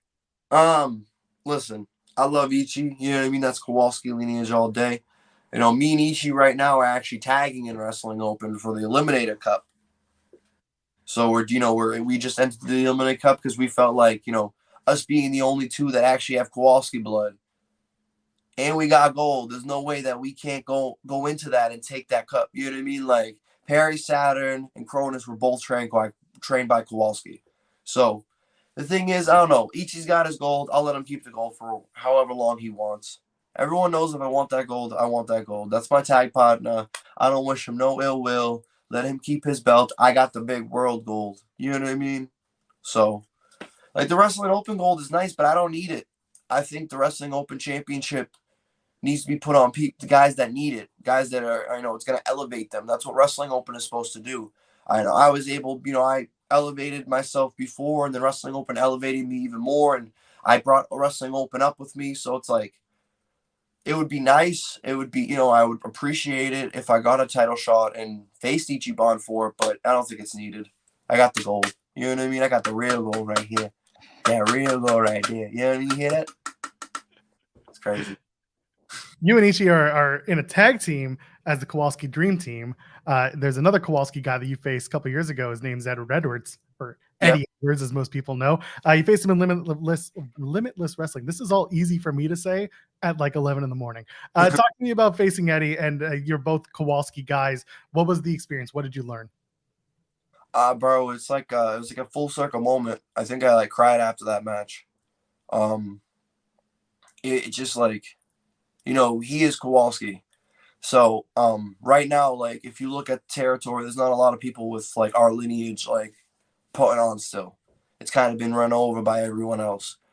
So getting to face him, it was kind of like a test for me. Like I gotta prove that we're still putting on. Even though at the time when he first wrestled me, like he didn't know I was Kowalski until I like let him know who my trainer was and stuff, and he was like, "Oh, okay, cool." You know what I mean? But it was definitely me being like, "Hey, Brody, the lineage is still here. We're still putting on. We still running this territory." Yeah, I love that match. I watched him on TNA back in the day. You know what I mean? I watched the American Wolves. I watched Eddie Edwards. I watched freaking Motor City Machine Guns and the X Division. So, bro, bring it all on. I want more. I want more X Division. Come on. I don't know if you're keeping up with Impact today or the show last night. They had Eddie Edwards and Kazarian basically challenge each other to a match at the Kowalski gym on a future episode of Impact. What is that gym like? Like, give me the inside track here, because if they're going to do filming here, I need to know what I'm in store for. It's the Kowalski gym's a nice wrestling school. You know what I mean? Like, I haven't, like, I've been to Chaotic or New England Nepal Academy once in a blue moon. You know what I mean? That's the Kowalski school, the old Kowalski school. It's a nice big space, big school. But I didn't train there. You know what I mean? Like, I trained under Bo Douglas, who was from Kowalski stuff. Like, we weren't in that area. We were, you know what I mean? A different area. Just like Test of Strength, Slick Wagner Brown, trained by Kowalski, and he's in the Connecticut area. So, I mean, it's a nice school. I love training there. It's big. It's spacious. It's got a lot of noise for bumps and stuff. 2 rings, you know what I mean? What more can you ask for? Bunch of old titles, too. They got, like, all of Kowalski's old belts and, like, a couple of broken ones and stuff that are, like, really old, like, from, like, the 50s and 60s. So it was fire. Any titles you have your eye on now, as you've been in GCW a handful of times? Blake Christian is fortunately walking around with that title. You faced Cole Radrick. You've teamed with Cole Radrick. He's the BLP champion. You've been there. Any titles that have the eye of the Prize City OG? All of them. I'm greedy. I like gold. Bring them all. You know what I mean? I'm a classy man, and I want all the gold. I want a GCW one. Let's get that. Jordan Oliver, I want that JCW belt. You know what I mean? Let's go over to Defy. I'll take the Defy Wrestling belt and that West Coast Championship, West Coast Pro Championship. I'll go all the way up to C4, take their belt. And then I'll go to any other European promotion for IWTV and then take their belt. I want everything. You know what I mean? Like, and it could be greedy. I need to stay humble. I appreciate the one that I got, but I already got 2 belts. I already had 3 of them before. So why can't I have more? Like, I want 4 and 5 and 6 and 7 and 8. I want all the belts. Give me all the gold. You know what I mean? Hold on, we gotta be realistic here, Alec. Because I can be realistic. Are you saying he's not realistic? No, he can get all these belts. No, I'm not saying he cannot win. You can absolutely win these belts. My point is, then he got to travel with all these belts. Yeah, that'll be fine. I'll bring a check. I'll bring a check bag. All right, listen. I know you're talking about getting your pre-check and all that, and that's great. I'm happy for you. But like, you got those belts, you're gonna have to carry them around. Hey, bro, I'll buy another suitcase. You know, come on. Come with the territory. If you want the gold, you got to be able to carry that. Like, I got to carry that through TSA. It's crazy. Every time I go through Boston, like, they know me by now, because like all the terminals I've gone through there so much that they're like, "All right, where you going now, champ?" You know what I mean? I'm like, "What's good, G? How you doing?" Like, it's just wild. Have they had you pull out the belt yet and show it to everyone? Yeah, a couple times, but that's just because they wanted to take pictures. Have you lost the belt before? Don't jinx me. You know what I mean? That's the one thing I'm afraid of. Like when you win a belt, it's like it's great. It's a great momentum. Like it's a great meet. Like, it has great meaning to it, but it's also kind of like someone trusts you. You know what I mean? Like at this moment, I've won this belt, so the promoter knows I'm their champion. He knows that I'm going to be the guy that looks after this, that looks after their product, and puts their product on top.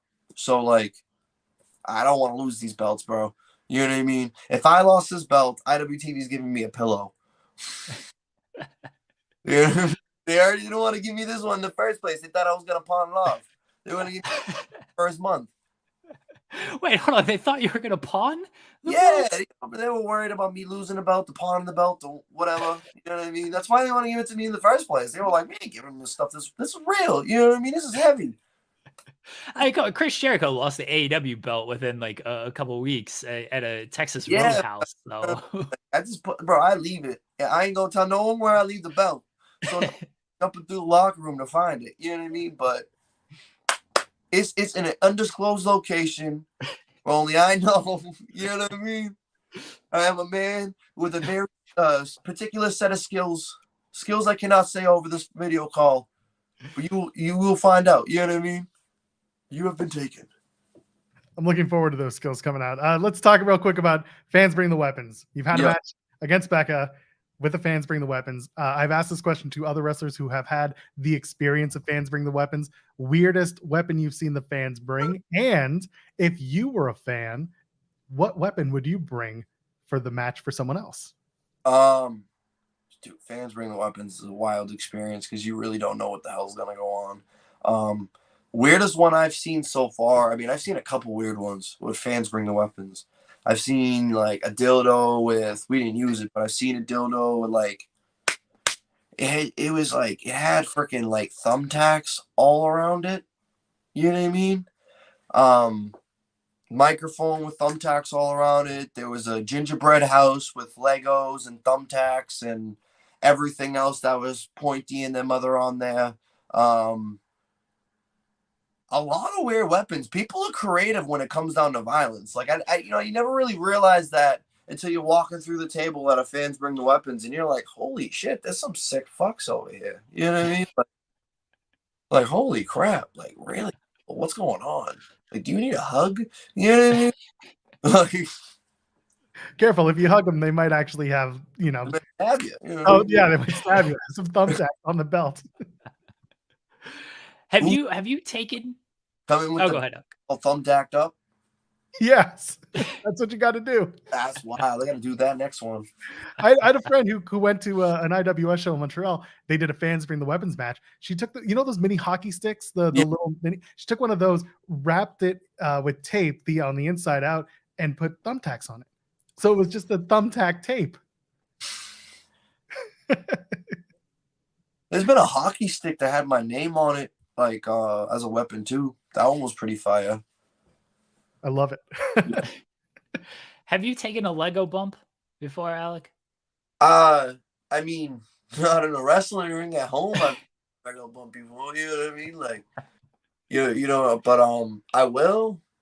I mean, it probably sucks. Like, I don't know. Like, I'll get hardcore and I'll go into it and I'll really get dirty if I gotta get dirty. But if I ain't gotta get dirty, I ain't gotta get dirty. You feel me? Like, come on. Like, I got respect for everyone that goes hardcore, and I like going hardcore, but sometimes I don't need to do it. You know what I mean? I'm better than that. That's why I'm a champion. You know what I mean? Last one. Last time you were on with myself and Steven Jensen, you were wearing the Boston Bruins jersey. So I have to ask about the retirement of Patrice Bergeron and thoughts on that. Oh, bro, it's gonna make me cry. I mean, it's freaking Bergeron. You know what I mean? Like, I feel like the team that we had in 2011, which was our last Stanley Cup team, it's like the people that are still on the team that were in that era just kind of like they're leaving. Now we had Bergeron and like you know what I mean, like Cyberg or Sagan. I think we only had like 2 people left that were from that team. Bro. I mean, it's good on him. He's been a fantastic player for the organization and for Boston Bruins hockey and for Boston like as a city in a whole. So good on him. Like I'm gonna cry, but shit, I wish he wasn't leaving. This felt like the last run of that kind of Bruins dynasty, from that championship team in 2011, because everyone talked about Bergeron, thought about retiring the year before this season. David Krejci, they didn't know if he was going to come back. Marchand and all these guys. It felt like their last run. I mean, historic regular season. The NHL since like the early 2000s, and if you look at the roster of Bruins now, most of the Bruins are younger guys. They're all good, but like I think they were there and they stayed in the organization and let the Bruins kind of like build up the younger guys, and like during the rebuilding process that we went through. Because we definitely started rebuilding after 2013 when we lost to the Blackhawks. So like you've seen the rebuilding process, and they stayed there. I feel like to kind of mentor the youth of the NHL and be like, all right, this is Bruins hockey. This is what it really means to be a Bruin. And now it's like, all right, we almost won a championship. I'm old. I'm beat up. These kids know what they're doing. Send it home. You know what I mean? Like, let's go. So I have one last question for you. Yeah. And it comes with an image as well. It's kind of a to name that gram or whatever the Hot Ones gimmick was. This photo from your Instagram.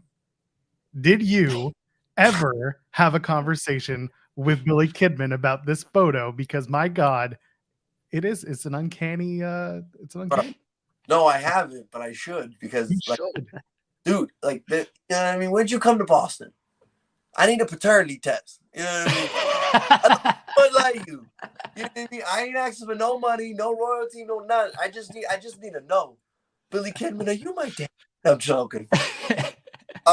Perry Saturn did a seminar up at the Belltime Club, and he said I looked a lot like Billy Kidman. So like and the WCW championship, the Cruiserweight championship in there, like it was at the Eagle one day. And it was just randomly there. And I'm like, what? And I like showed it to Drew. I'm like, is this yours? And he goes, no. He's like, why, do you want it? I went, yeah. It's freaking WCW, you know what I mean? So I took that home, and I'm like, dog, he said I look like Billy Kidman. Let's really see. You know what I mean? That's wild. You just got a free WCW Cruiserweight championship. Yeah.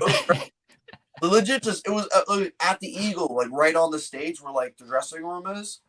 And I looked at it, I'm like, I've seen it at the beginning of the show, and I'm like, that's a nice Cruiserweight championship right there. And I'm like, whose is it? Oh, I don't know. I'm like, I'm going to leave it right there. I'm not going to touch it. I'll leave it right there and see who grabs it.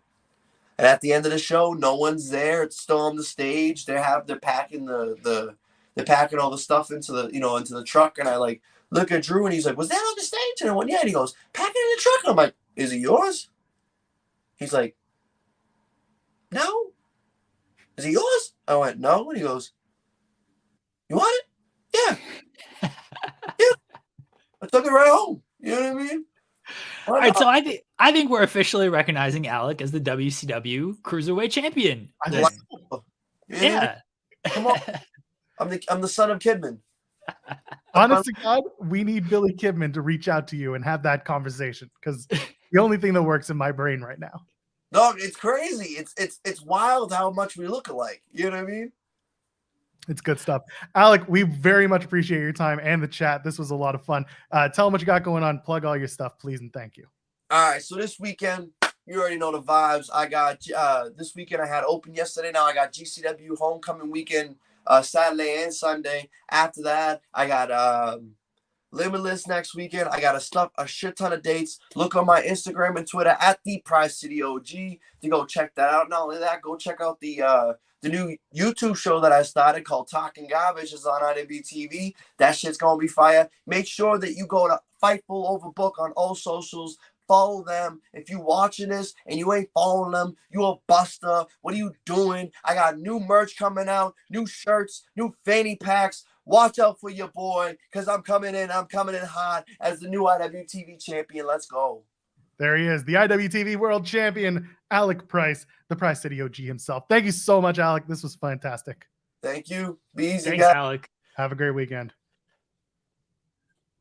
Good, fun stuff. He has so much energy. So much energy. Love Alec.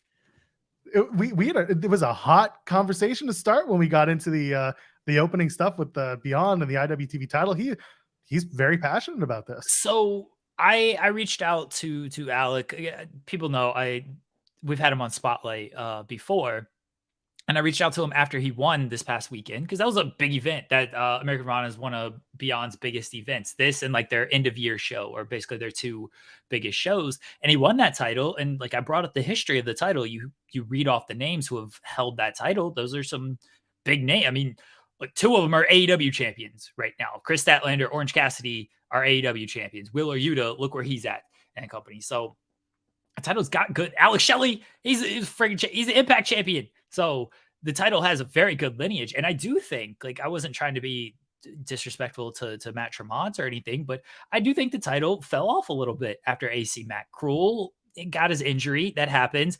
Matt Tremont, like, deathmatch legend and everything, but deathmatch guy. That's his style. I don't think when I think of the IWTV title, I don't think like deathmatch stuff. Again, I'm not trying to be disrespectful to Matt Tremont on there. It's just that's my own personal view of the title. And so when Alec won, I was like, oh, I want to talk to Alec because anybody who's listened to me on any of these shows for a while knows I have very high opinion of him and what I think his future is in this business. And I also knew that Alec he follows kind of what you would associate the IWTV title when it comes to like guys like Shelley, Orange Cassidy, Yuta, and things like that. I was like, and Alec's a guy that he ain't beholden to one style out here. And he's a guy that he goes everywhere. He's one of the top names on the independent scene. He wants to wrestle everybody. I was like, okay, I want to talk to Alec. And then, yeah, things kind of just blew up over the past couple of days where he said it himself. He's like, I'm not just going to stay in one spot and defend this title. Like if West Coast Pro wants me, I'm going to go over there. I'm going to face Titus Alexander. Titus Alexander is mainly a West Coast guy. So it's good. That's what the title should be. As long as it's on the IWTV platform, defend it all over IWTV. Why are we keeping it? Why are we keeping it on just one coast, one area? And, he mentioned it has been to the West Coast before, and it has, but like you look at Tremont's defenses, the majority in New Jersey. Cruel didn't have it for a while.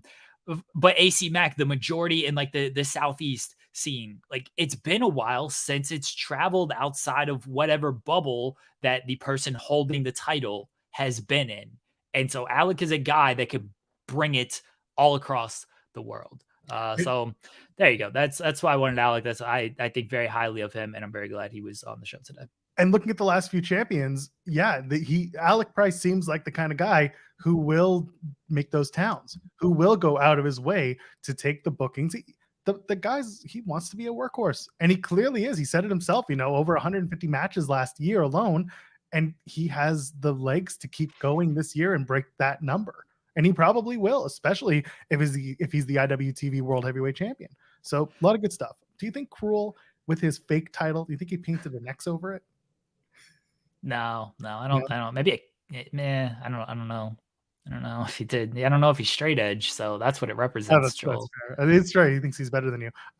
He put it strategically over the W because anyway. Just an update on the Cash Wheeler stuff. Apparently, the incident happened July 27th. The arrest warrant was issued July 28th. This is all coming from Kylie from Tag Talk, actually, who got a lot of this info and put it out there. He waived the arraignment, and his lawyers appeared in his place. This is Cash's lawyers appeared in his place.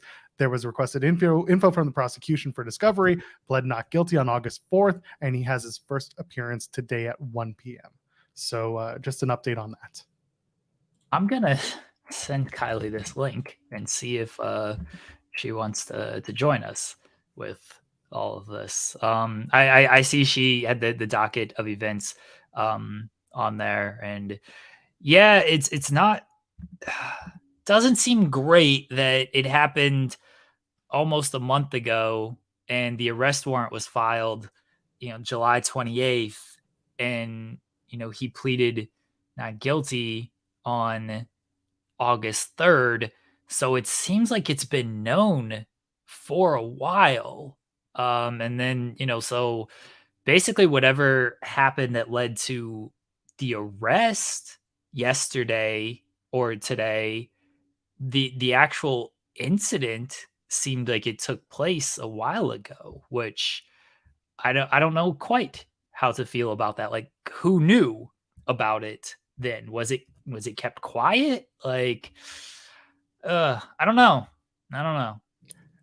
It's like the positive and negative of having a very online fan base is that everybody will find out. And again, like it's not like the websites wouldn't have found out, but it's just like the dissemination of information becomes much faster when everybody knows. It's not great. But we'll see how this plays out. It sucks, it sucks. Sean said it, and we'll say it as well. We want to talk about the fun stuff in wrestling. We want to talk about the high fives and the silliness of wrestling, but sometimes the real life does get in the way. I blame you for your hatred of the Texas Chainsaw Death Match, and you've brought all this upon to the show today, Joel, because we were going to have a great discussion about the Texas Chainsaw Death Match massacre. And I don't think I said that right, any of that right, but you were a hater, and now look what your hater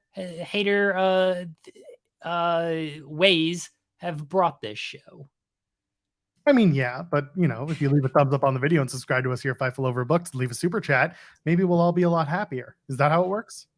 Right, Kylie's going to join us in a few minutes, she said. Wonderful. So she's going to pop on and discuss this a little bit more. Ooh, man, yeah, there's something going on there. Do you want to talk about Edge before Kylie joins us? Considering you're going to the show tonight, can I borrow $500? Why? Because apparently they are going to have 25 limited edition Edge Toronto Maple Leafs jerseys autographed. Oh, why would you want a Leafs jersey though? I don't, but the jersey actually looks nice. It's the black Maple Leafs jersey, has 25 and Edge on the back. It's nice. It's a nice looking jersey. They need more hockey jerseys in wrestling. I remember I had an Austin hockey jersey, or the Jericho, sorry. Austin had like a football jersey. I have an autographed Chris Jericho hockey jersey. Actually, he signed it. After a show. The bunch of fans waiting outside, and Chris Jericho came out and signed it. So yeah, we need more hockey jerseys in wrestling. I miss those. I miss those days. I used to love the button downs. I told you I have the Too Cool baseball jersey button down. Yes. Have that? Yeah, got that at WWF New York. I have the WrestleMania 18 and 23 baseball jerseys. Those were great. Those were fun. Back when they did like the weird merch. When they did like the hockey jerseys, like you said, baseball jerseys, like I said, now they do the football jerseys. Remember Triple H had the motocross jersey, whatever the hell that was supposed to be. DX had the football jersey. I might have had a DX jersey. I definitely had the Austin one. Rock had like a football jersey. Yeah, nobody does basketball jerseys because there might have been a couple basketball jerseys. Yeah, we need more hockey jerseys. That's my biggest takeaway. The Austin baseball jersey, I had that as well. That one was cool. I like that. Yeah, that was nice. Yeah, I would love to get one of those again. But Why Solable gets me on my way. I got 5 on Joel's Edge hockey jersey. Thank you for that.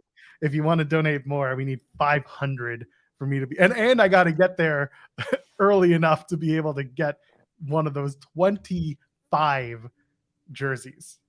That's insane to me. 25 and the arena's like they are going to be sold out tonight, like legitimately sold out. They're very close. They were very close about a month ago before this Edge match was even announced.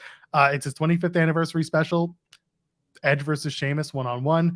Edge was on ET Canada. I'm surprised that our friend Shaq didn't get the exclusive because he normally did, but instead Edge gave comments, said this is the last match on his deal. His contract is effectively done and he doesn't know what he's going to do. Those were effectively what he said.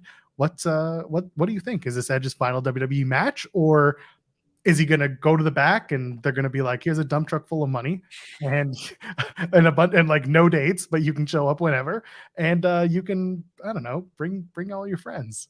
You can have year-long feuds with whoever you want, Edge. I don't think this is his last match. I'll say that.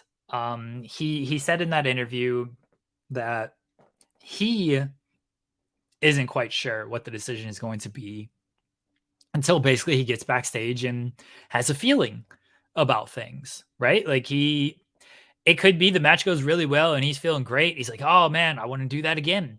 It could be he's out there and the match is like fine and he just comes to the conclusion of that was good, but I don't know if I want to put myself through this anymore. And Sheamus ain't the easiest opponent to work with. And I'm not saying that is like Sheamus is like difficult. I'm saying that is like Sheamus is gonna knock you around a little bit. That ain't an easy night at the office on the body type of thing. So it could be he goes back there, he's like, yeah, I just don't want to get hit like that ever again.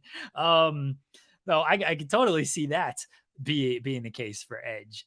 I don't think it's going to be his last match, though, just because I think his last match is probably going to be something a little bit grander. And no offense to SmackDown in Toronto on August 18th, it doesn't feel like this big grand thing.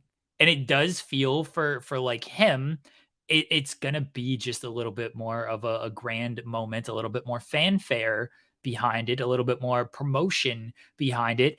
At the same time, how many times do we see like this is the retirement match, this is the retirement match, and then it doesn't stick as a retirement match?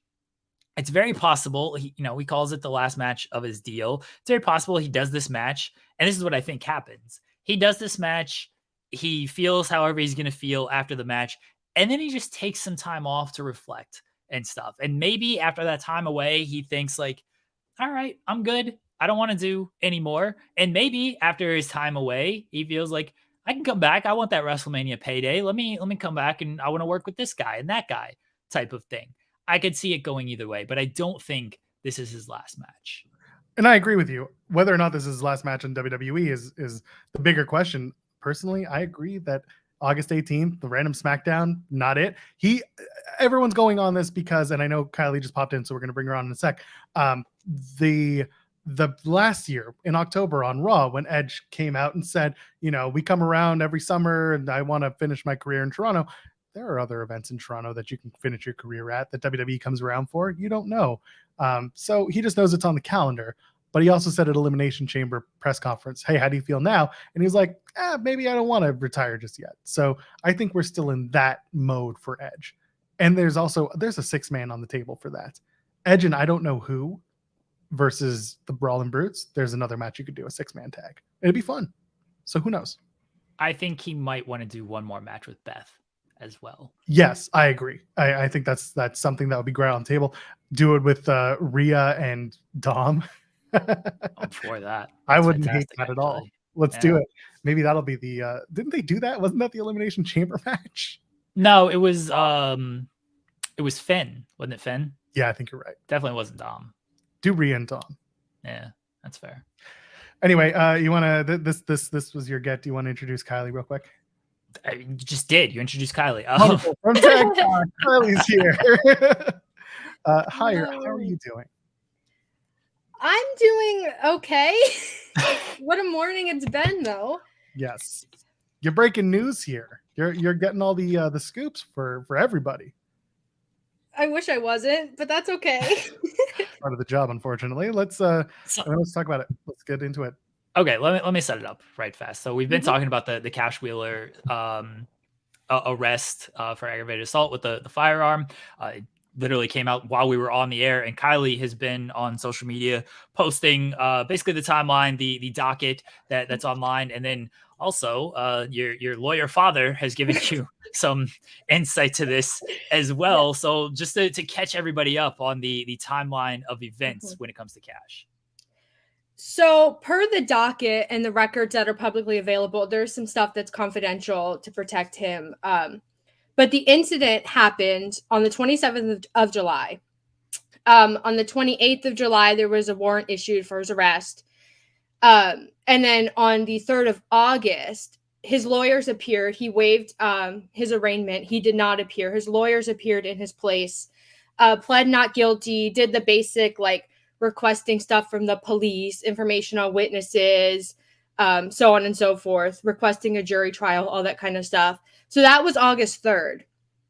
And then fast forward today, August 18th, he appears, he is arrested, he's formally booked, all that stuff, gets his mugshot, his fingerprints, and he has a hearing at 1:00. And so at the hearing, they'll decide bond. He'll pay his bond. And then also, if he's going to try to make it to All In or traveling out of state at all for AEW, he has to request that with the court. And that should also probably happen today at the hearing. So that was one of the questions I had coming out of this, is when the news broke and we didn't have all this information just yet. I was like, oh, how does this affect All In right now? Because it seemed like you get arrested for a charge like this, you're probably not going to be able to leave the country. And then I saw you post the message from your dad that like he basically has to file a motion to see if he could do it. And he's like, hey, this is what I need to do. This is the reason I need to do it. And it seems like it's still possible that he could wrestle it All In if this goes through. It is possible because the U.S. has an extradition treaty with the U.K. That's the only reason why it's possible. So he could request it in the courts. And again, because it's, the U.S. courts and things take a long time, he would probably have to do it today to get there for All In, to get approved in time to go to All In. I mean, the UK still technically reserves the right to reject him. And then you also have to question whether AEW wants to actually bring him and what kind of reaction that would get. Especially because this happened weeks ago. He pled not guilty weeks ago, August 3rd. And AEW, he's been on AEW TV. So I think fans are kind of like questioning, did AEW know about this? Is AEW confident in him and just kept booking him because they're confident they know the full story that, fans don't know? Because the police haven't made a statement yet. And, Cash Wheeler himself hasn't made a statement yet about, his defense and what he believes happened. So there's like so much up in the air. But if I'm AEW, I don't know if I'm bringing him to the UK with me. At that point, Jeremy and I kind of talked about it. There is a wrestling side to this. There is an entertainment side to this. What do? Do you just can the match entirely? Do you just move it to All Out? Do you replace Cash? What can happen in terms of the entertainment? Because unfortunately, that's still something that needs to be carried on with. Yeah, and presumably, you wouldn't want Cash Wheeler to still be, a champion during this. Because he still, he pled not guilty, but he's still got to go through the legal process. He's got to go to trial. He has to do all these things. So that puts, of course, Dax in a weird spot where what do you do with Dax at that point? I mean, you could slot someone in there. People today were fantasy booking, Edge to AEW. And now all of a sudden this happened. So the natural response is, Edge. I mean, CM Punk, Dax has friends that you could put in that place. But I think ultimately the right move, if I was Tony Khan, is to strip the titles off of FTR and do Young Bucks versus someone in some kind of three-way situation and just crown new champions and then move FTR Bucks 3 down the line. If there ever is a time where they can do it, then. So you just go full, take the title off of them now. I mean, AEW kind of put out the statement of Cash is cooperating, we're looking into it type of thing. We brought up the timeline of events of it happened nearly a month ago. And, how much did AEW know? I guess maybe we'll find out. But if you're Tony Khan, you're not taking any risk with this of just go ahead, take the titles off of them. Young Bucks are still on the card. We'll figure out who they could face. Yeah, because it's a third-degree felony charge, right? So you have the legal side, if he's doing all this stuff with his lawyers, working out logistically for him to be able to be a tag champ, right? But then it's also, fan perception. Fans are going to know, most fans, I would assume, would know that he's, in the situation. And it's, a serious, serious charge. It's, a scary charge. And for a lot of people, that has such a negative connotation. And, innocent until proven guilty, all that kind of stuff. I have no clue what the story is. I have no idea what happened apart from what's, publicly available. And I imagine his lawyer or someone will release their side of the story later on. But I do think just from a business perspective that having FTR off All In and then presumably off AWTV until there's a clear path to a resolution or something is probably best. We have no idea how this is going to shake out, if this goes to trial, if something happens and something is settled, there's like a plea deal, whatever happens. We don't know what's going to happen. But like what I do know, what is going to happen if I'm Tony Khan, is I have a show at a stadium in the UK with 80,000 people, which is probably going to be, the biggest wrestling show ever. And I have, a talent who has a 3rd-degree felony charge pending in the United States. So and maybe it's just because I lean on the side of, better safe than sorry. But I think there's a bigger match to be had in the Young Bucks versus someone else than the Young Bucks versus Dax and Dax's friend.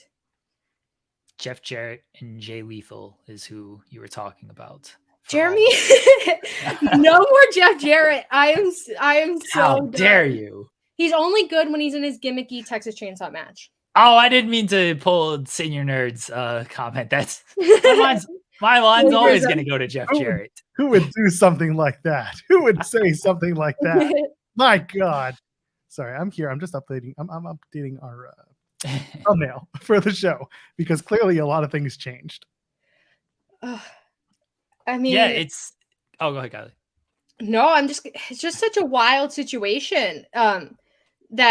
So the Orlando Sentinel posted that article, and I'm thinking this is a hoax. As you know, Floridian, I'm in touch with the news in Florida. So I'm like, this is a hoax. And it wasn't a hoax. His records were available, the Orlando Police Department, and then, the Orange County Clerk of the Courts.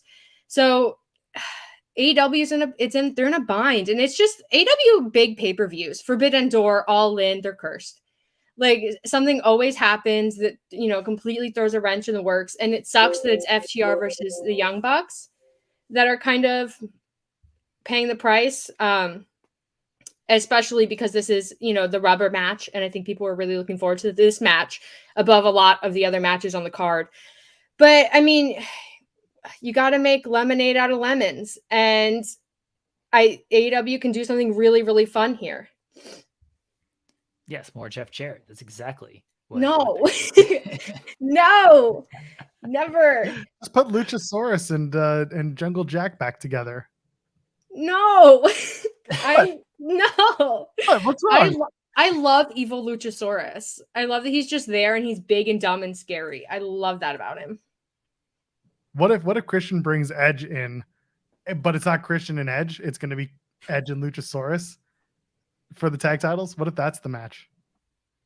And Christian is just like their manager, and he just he just steals their belts. He just picks them up. It's Christian's evolution. He's like, I am the tag champion. Just me, just Christian. Tell me where that's not entertaining as hell. It would be. Listen, it's lighthearted and fun, and exactly what we need. So you know what? I'm on board. I will co-sign that from Joel. Thank you. He's the tag champion. He's the AEW TNT champion. He holds 3 belts. One man. He's all these champions.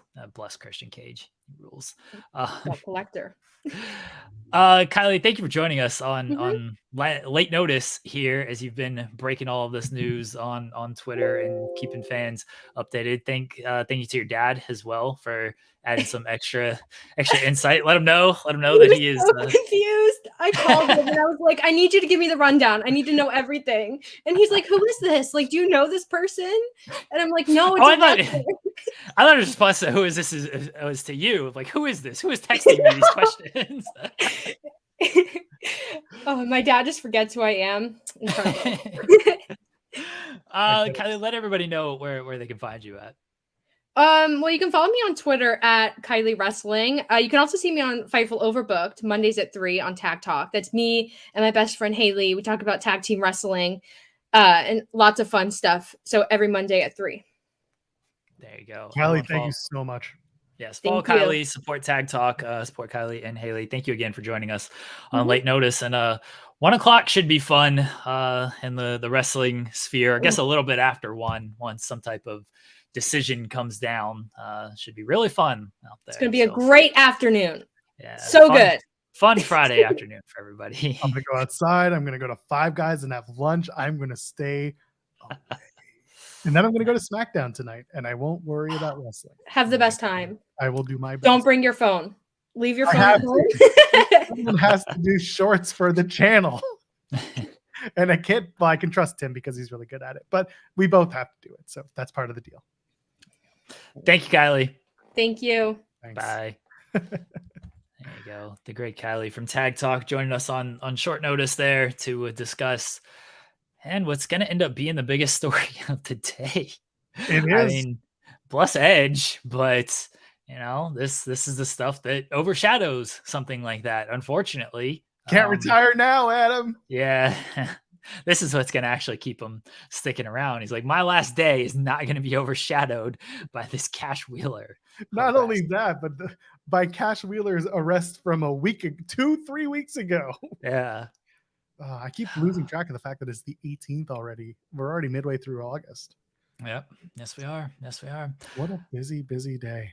Oh, it's going to be fun at 1 o'clock. And I use the word fun, not in the way most people are going to use the word fun, because it's going to, we'll get some type of an answer. I imagine, that's when the hearing is. So some type of an answer will come down. He'll get a charge. You won't get a charge, whatever it might be. And I imagine AEW is waiting for that before they even make a final decision. They're going to let the court process play out before they take any action, as is kind of standard with a lot of this stuff. Ryan Sullivan putting out Edge is gonna off somebody. Like, oh no. Oh my goodness. Anyway, let's wrap up this SmackDown preview real quick. Grayson Waller has the new United States champion Rey Mysterio on. I assume this is leading to Grayson Waller wanting a U.S. championship match. I'm fine with that as the first challenger. Let's do it. I would assume that is what it is leading to, is Grayson Waller wants a title match, and maybe he'll get it. I mean, there's nothing else, working, nothing else on SmackDown. So that's Austin Theory is going to come out and try and make it a 3-way. Oh, sure. Why not? Sure for Austin Theory. Sure. Before we head out and do the plugs, I do want to point out, I'd mentioned the Kowalski Impact match that they're going to do. I actually do want to shout out the Kevin Knight versus Moose match from Impact this past week. Was really, really good stuff, as was the Deonna versus Kylie King match. Go out of your way to watch that. It's probably going to show up on their socials today. Who knows, in the next couple of days. But again, I cover Impact for Fightful, and it's some weeks it's a slog, admittedly. This past Thursday, the show was actually really, really fun. So go out of your way, go check that out. I think it was a really, really solid episode of Impact Wrestling. All right, good on Impact. I'll have to watch the show this weekend. I usually don't watch Impact until the weekend. Yeah, even if you're just watching the highlights, you're getting a lot of good stuff out of that. So go get that. And then of course, Pro Wrestling Podcast rounds us out with "Can I get a hoo-yah?" You gotta do it now. No, you just did it. He got it. Can you get one too? Can you get one from you? Got to send more money. Oh, okay. Oh, by the way, Louis sent a super chat saying Kylie is better than necessary for ITW. It's true. Factual. Very much so. When Kylie factual. shows up, the ratings go up too. There we go. That is true. That's also very true. Yeah. Now I got to update the thumbnail and update the copy. And listen, when I said yesterday that I got ahead of it, I didn't mean go blow it up the next. You see, Joel, I told you that this is your fault. You brought the negative energy with not liking the Texas Chainsaw Massacre death match and calling out the reasons. They donated the money to charity, Joel. Not good enough. Did you know that? That's not. Yeah, that's right. You need to know it. That excuses any problems with the match. Did you know that? If you don't like this match, you hate charity. Yes, that's right. So you called that out. You were nitpicking, admittedly. On that. Yep. So you brought the negative vibes, and then you jinxed yourself by like, hey, nothing happened before the show. Nothing did, Joel. Nothing happened before the show. They decided to do it during the show. That's what happened. And y'all got to watch me update a thumbnail in real time while we talk to Kylie. There you go. So go ahead, Jeremy, plug the stuff. Let's get on out of here. All right, let me do the what. So how? Hoo-yah? Did I do it right? Just sure.